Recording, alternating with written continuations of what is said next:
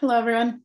This is Whitney Well from Starhearth Astrology, and I'm here today for your midweek astrology check-in, where I go over all the transits kind of currently happening and what we're going to see over the next week. This can help you plan your weekend or just feel better about however you're feeling. So yeah, let's jump right in. The first thing that we want to do is check on the moon. And when we check on the moon, we see that we have just entered the fourth quarter of the moon. So this is when the moon is going from half moon down towards the new moon. So what we are in is the increasing darkness. This is the last quarter of the lunar month, and it is a great time for finishing things up, cleaning things out, using things up, wrapping things up, not starting anything new, not pushing yourself, because this is the lowest vitality quarter of the month. And so I'm definitely already feeling that, feeling tired, feeling the urge to clean out my fridge, feeling like just wanting to take care of stuff that's not big stuff. And the thing is that if we spend these first few days, Wednesday through Friday, wrapping that stuff up, and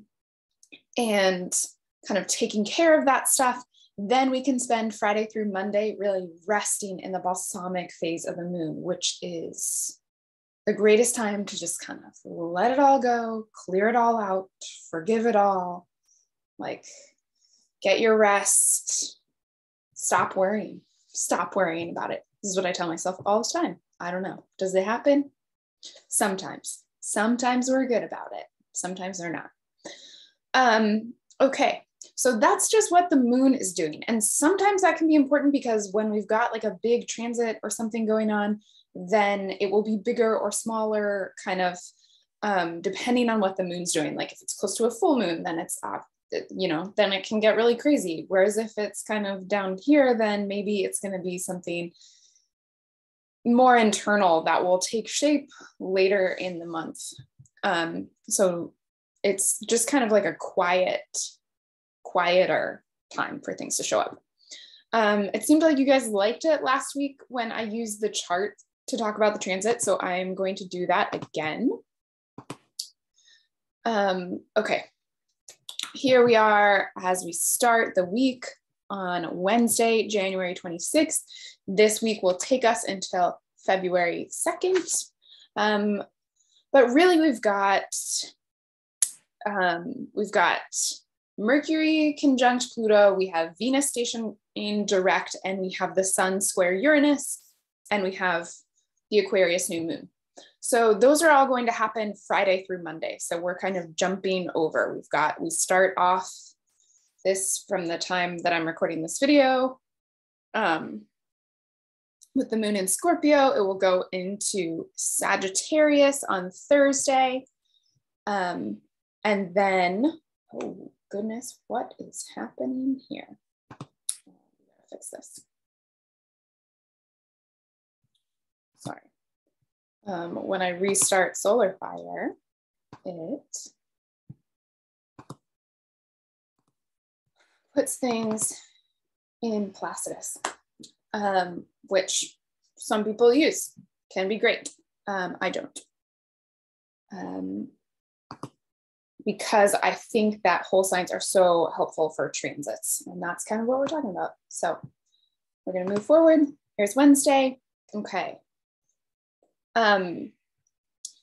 Yeah, so we have the moon moving into Sagittarius. So the moon will be in whichever Sagittarius house occupies in your chart. But again, right, it's a moon that's kind of coming down from the month. So you can kind of think of it kind of like as a late middle-aged moon, right? There's more wisdom, there's more integrity in what it does, hopefully.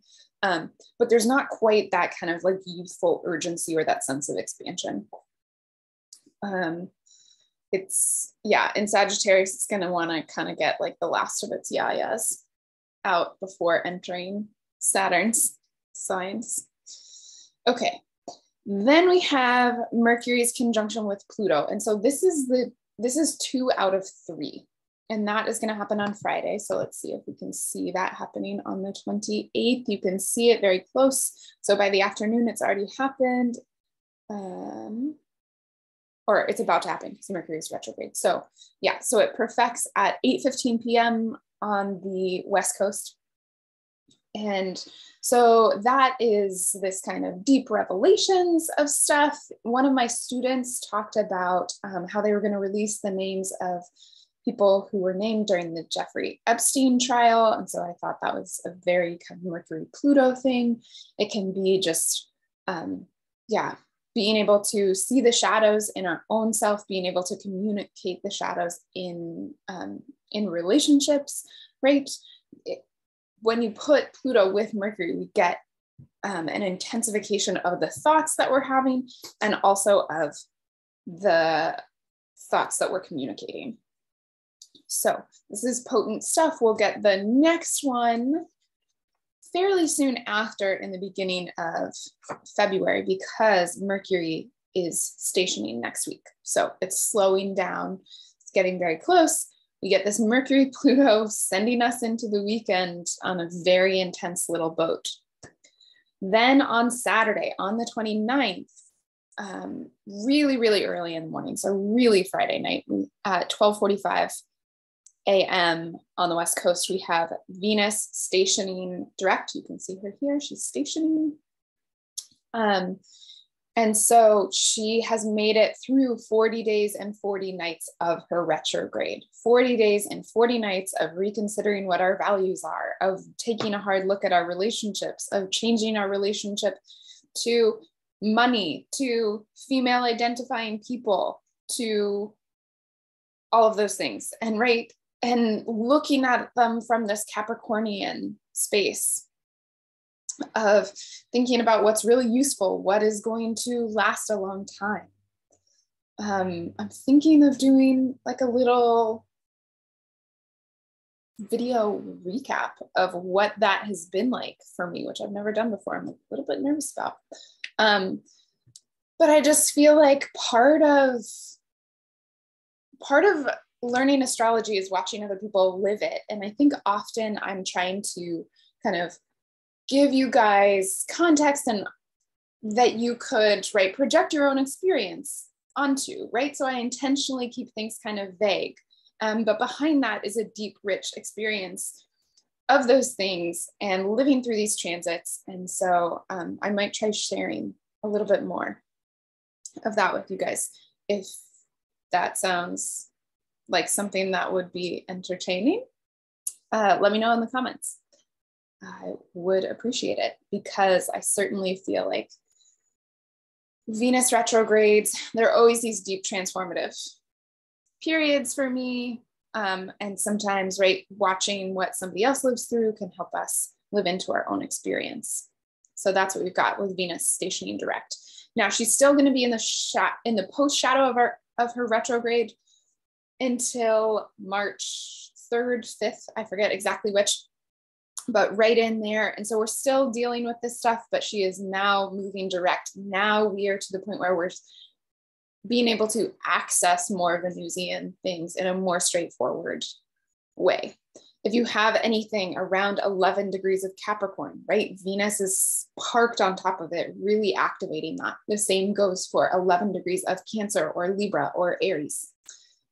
Venus is really in that activation. Then on Sunday, we have the sun forming a square with Uranus in the middle of the day. So that will actually be. And the sun square Uranus is that wild hair that makes you see things in a really new light. And when you kind of stack all of these transits on top of each other, what you get is a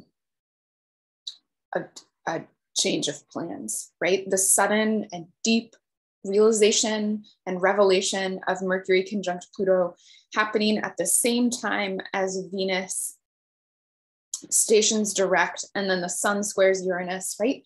The potential for insights that totally change the game is really there. And when I say insights, I mean insights because remember, we're in the dark phase of the moon. So, right, it's almost like, it's like this really powerful cleansing ritual that is transforming what is inside that will slowly ripple outside, but you're not going to be able to see it on the outside right away. So, right, it's taking the juiciness of whatever is revealed in that space, and the new moon on Monday in Aquarius will see those things start to take root and unfold as we transition into a new lunar month and we have the moon again in waxing energy. So that happens on Monday at about 9:45 p.m.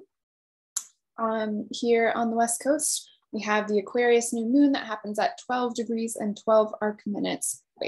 12 degrees and 20 arc minutes of Aquarius. So again, check your charts. Where that happens, which house it falls in, it is a refresher. But as I like to point out to my students when we're talking about the lunar phases, the new moon, right?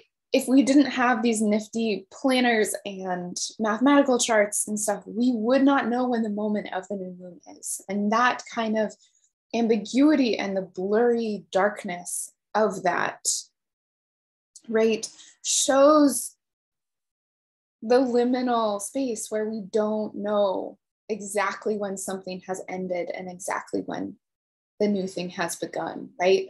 When we're in the dark of the moon, right, whether we're coming down through the balsamic phase or rising up through the beginning of the waxing phase, we don't know exactly where we are because the moon is gone and we can't see her. So we sit kind of at the intersection of the past and the present, at the intersection of the beginning and the ending, in our kind of most receptive place, because what we do there is listen, right? We don't have the busyness of this lit up moon trying to make things happen.